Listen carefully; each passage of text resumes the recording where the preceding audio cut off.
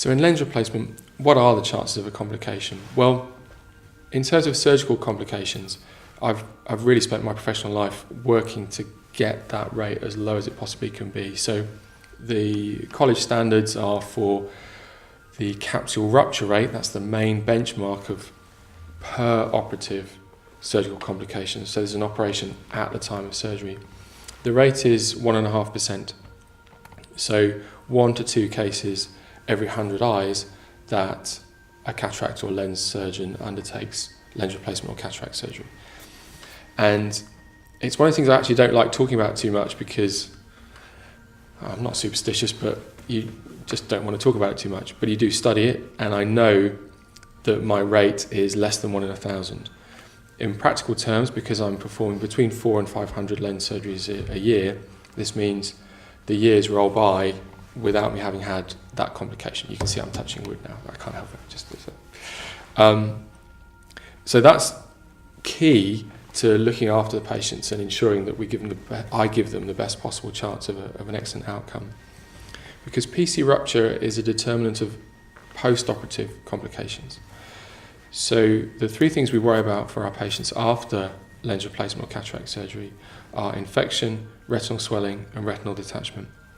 Now, retinal swelling and retinal detachment are much more common if the patient has had a PC rupture.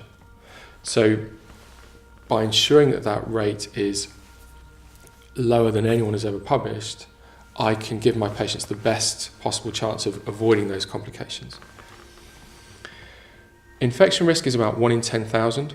That is our most feared complication, because if it happened, 1/3 of those patients would not recover the vision in the eye. So we're looking at about a 1 in 30,000 chance of really that most feared outcome. As a consultant, I've performed over 7,000 lens and cataract replacement procedures, and I've never had an infection. This doesn't mean I'm due one, it just means that I'm very low risk. I'm constantly reviewing and reading the literature and adopting every single step that I can to keep that risk as low as possible. I'll give you an example. So 2 months ago, there was a paper published from Japan.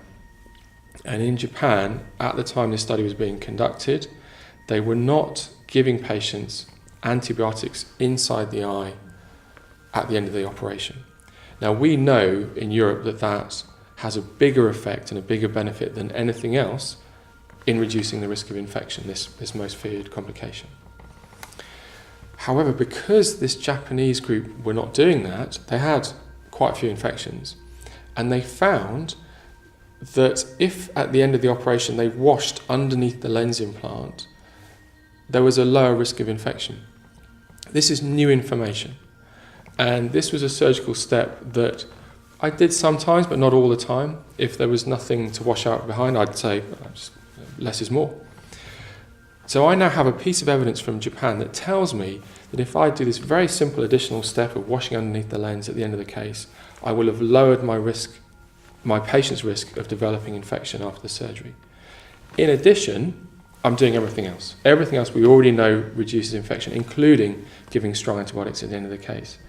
But why would I not take on board a new piece of information, a new piece of evidence that's come to light 2 months ago for something I can do to help protect my patients further? And this is what I and my team are constantly striving to do at Custom Vision, is constantly trying to improve everything we do to make the risks as small as possible to give our patients the very best chance of getting an excellent outcome from their treatment. Do please book a consultation with me here at Custom Vision Clinic.